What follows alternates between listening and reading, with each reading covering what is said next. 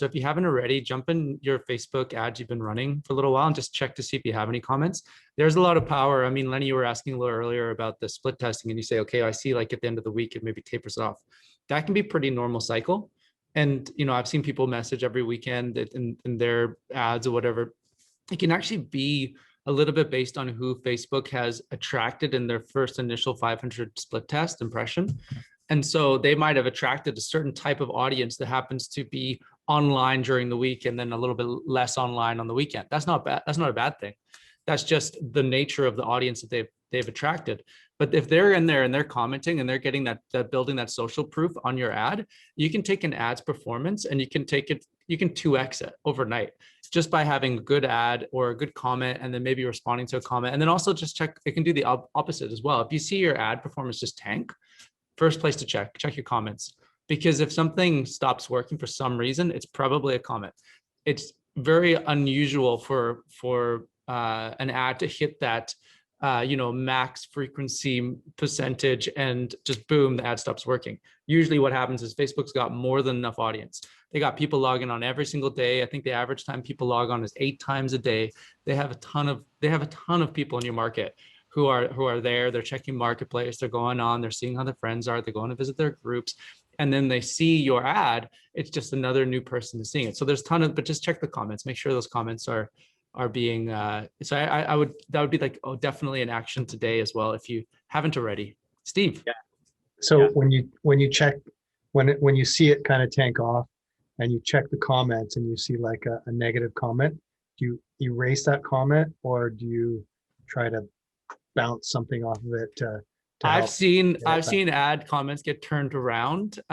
If you have very few comments or no comments, just get rid of it. Don't even worry about it. And because it's like the amount of effort it's going to take to turn that comment around, and you need a good comment to come back later, I say get rid of it. If you enjoy that thing and you just like that really fuels you, you love turning comments around, do it. But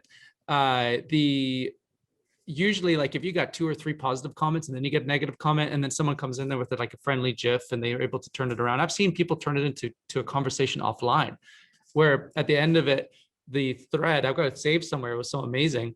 The person was like, okay, yeah, actually, I'd like to call you. Can you give me a call?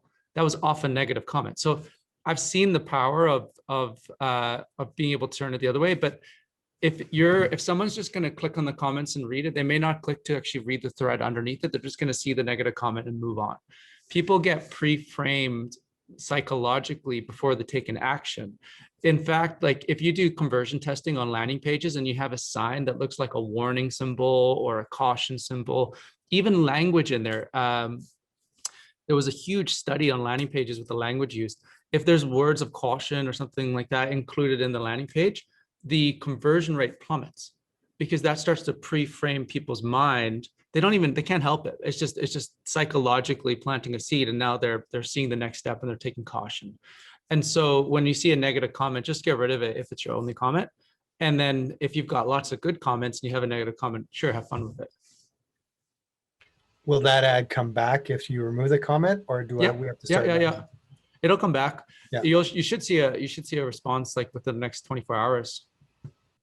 And a lot of the times you can look at your comment section kind of as a frequently asked questions section, right? I mean, Facebook loves engagement. Like John's saying, they love, if you can take a so-so comment, and even if people don't read that thread, turning one comment into 5, it's engagement, and Facebook will, appreciate that. It's a social platform, and what they're trying to do is put people together, right? So positive comments really, really do aid. And if you're getting a comment that you're either uncomfortable answering, it's nasty, racist, homophobic, some kind of troll nonsense, exactly like John said, delete the comment, block the individual, move on, don't even worry about that one anymore, right? But if something is possible to be turned around, it adds to your professionalism, because other people, if they do read that thread, they'll see, oh, this was a pretty out there comment. Look at the way Steve handled it. And, something that's maybe, if it's your personality, a little tongue in cheek, a little borderline cheeky, that's still professional. I think those go well. And again, somebody like myself, I'm potentially clicking on that, and I know that trolls exist, and it is what it is. I love seeing a troll get put in their place. So if an agent who I'm potentially, interested in working with didn't go over the top, remained professional, but really had a strong answer back, that's going to add to my, willingness to engage with that individual personally, right? But again, just for the number of comments alone, it's always best. If you get a comment that's decent or not horrible, try to ask another question, right? Turn that comment into a thread, right? Then instead of having 2 comments on the thing, you have 120 in time.